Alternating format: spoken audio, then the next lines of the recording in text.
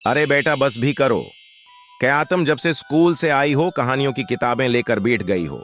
आए दिन तुम कहानी की किताब अपनी दोस्तों से लेकर आ जाती हो। उसके बाद ना तो फिर तुम्हें खाने कोई होश रहता है न पीने का।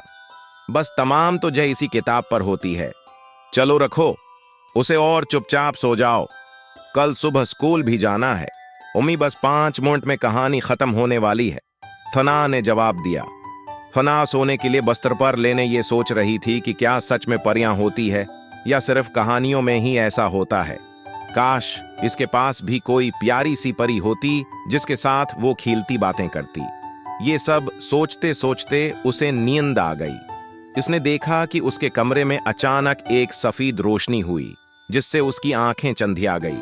उसने देखा कि एक बहुत ही प्यारी सफेद रंग की परी की आंखों के सामने खड़ी है। उसे अपनी आंखों पर यकीन नहीं आ रहा था। उसने अपनी आंखों पर यकीन नहीं आ रहा था। उसने अपनी आंखों को दोबारा मसल कर देखा तो परी ने कहा, थुना मैं सच में परी हूं। तुम हमें इतना पसंद करती हो तो क्या हम तुमसे मिलने भी नहीं आ सकते?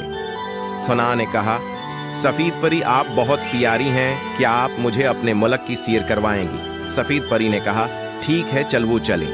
फिर वो दोनों उड़ने लगे और थोड़ी देर में परस्तान पहुंच गए जहां तुम परियां इनका इंतजार कर रही थी। सुना तमाम परियों को देखकर बहुत खुश हुई। इसे हरी, पीली, नीली, काली, लाल गरज तमाम रंग की परियों से मिलकर बहुत मजा आया। इतने में उनकी मुल्का परी भी आ गई जो उस तिरंगी रंग की परी थी। उसने सुना को देखकर कहा, आओ हम तुम्हारा ही इंतजार कर रहे थे। तुम हमारी कहानियां बहुत ही शौक से पढ़ती हो, इसीलिए मैंने आज सफेद परी को तुम्हें लाने के लिए भेजा था। अब सफेद परी तुम्हें हमारे परस्तान की सैर करवाएगी। थना ने कहा, मुझे आप सबसे मिलकर बहुत अच्छा लगा। मैं इस दिन को कभी नहीं भूलूंगी। इतने में सफेद परी ने कहा, चलो वो सैर को चलते हैं, फिर तुम्हें घर भी छोड़ना है, कहीं सुबह ना हो जाए। फिर वो और सफेद परी कोंकले। सफेद परी ने सना को तमाम परस्तान की सैर करवाई, उसे वहां के फल खिलाए और ठंडा ठंडा पानी पिलाया। फिर वो और सफेद परी एक गड़ते झरने के पास बैठकर बातें कर रही थीं कि इतने में एक जन आंकिल्ला जो थी खूनख्वार ताकतूर था। थुना और सफेद परी से कहा कि थुना इसके हवाले कर दो। सफेद परी ने कहा, ने ये मेरी मेहमान है और मेरी दोस्त है। जिन हंसने लगा और कहने लगा कि क्या परियों की भी कभी इंसानों से दोस्ती हो सकती है, और आगे बढ़कर सना को खींचने लगा।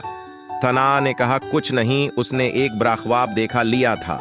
तवामी ने कहा, होगा कोई परियों का ख्वाब, सारा दिन बस वही, और अब ख्वाब में भी चलवाब जल्दी से नाश्ता करने आओ। थना ने कहा, जी, और फिर ख्वाब के बारे में सोचने लगी कि कितना अच्छा ख्वाब था। इतना कह कर उसने जैसे ही दूसरी तरफ नजर घमाई, वहां उसे अपनी कहानी की किताब सफेद परी नजर आई, जिसे देख कर वह मुस्कुराई।